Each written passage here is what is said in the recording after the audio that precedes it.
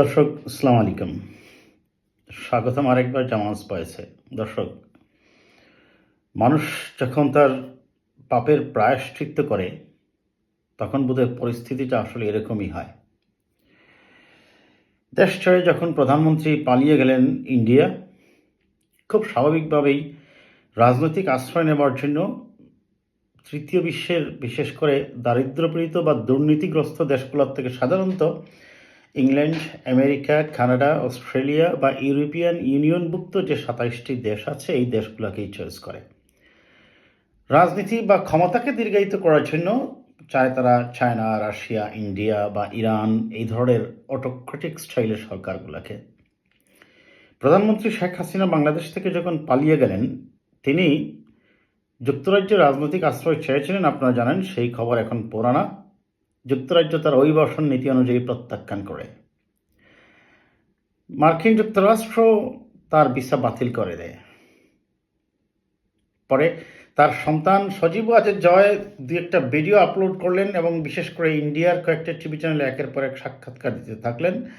বললেন যে তার মা অবশ্যই রাজনীতি করবেন না, বা তার এটা নিয়ে তাদের পরিবারের আর কোনো হেডেকও না। তিনি এই কথাই বলেছিলেন।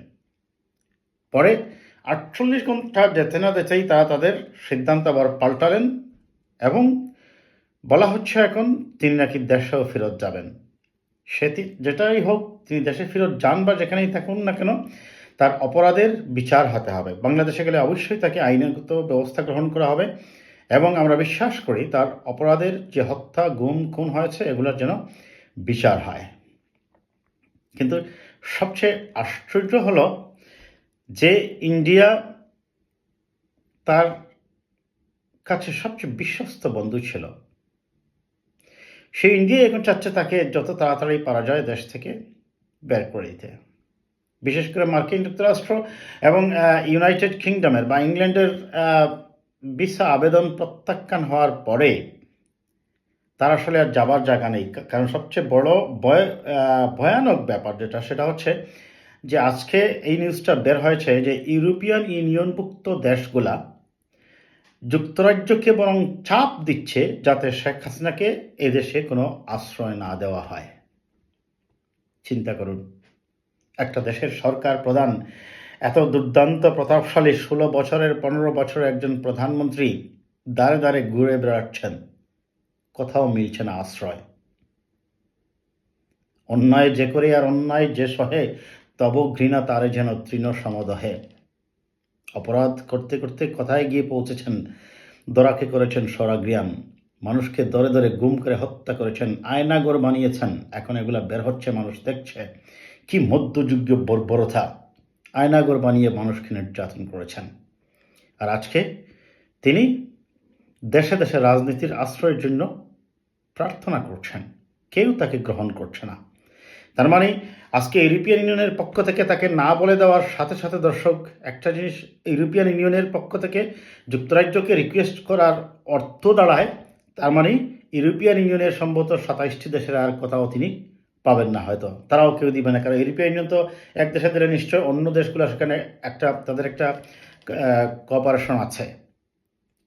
আর বাকি থাকলো কি উন্নত দেশগুলোর মধ্যে কানাডা এবং অস্ট্রেলিয়া।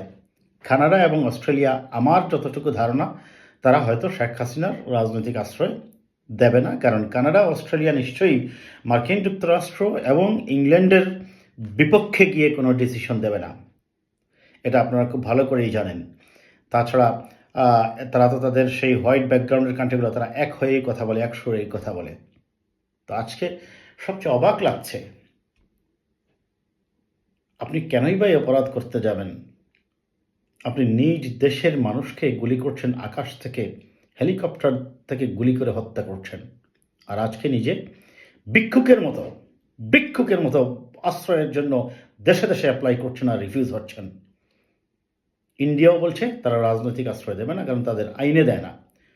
এখন ইন্ডিয়াতে থাকতে হবে তাকে ভিসা নিয়ে, ভিসা রিনিউ করে করে। তবে তারা আজকে যেটা ইন্ডিয়ার পররাষ্ট্র মন্ত্রণালয়ের পক্ষ থেকে বলা হয়েছে যে তিনি যতদিন চাইবেন ভিসা নিয়ে ভারতে থাকতে পারবেন। অবশ্য তিনি চাননি যে ভারতে থাকতে, তিনি ইংল্যান্ড বা অন্য কোনো দেশে যেতে চেয়েছিলেন। দর্শক, আমরা আশা করব দেশের ভবিষ্যৎ রাজনীতিবিদরাও শেখ হাসিনাকে দেখে তার অপকর্মের বা তার পাপের যে প্রায়শ্চিত্ত তিনি করছেন, এটা দেখে যেন অপর রাজনীতিবিদরাও তারা এই শিক্ষাগুলো যেন নেন। ভালো থাকবেন দর্শক, কথা হবে আবার কোনো বিষয়।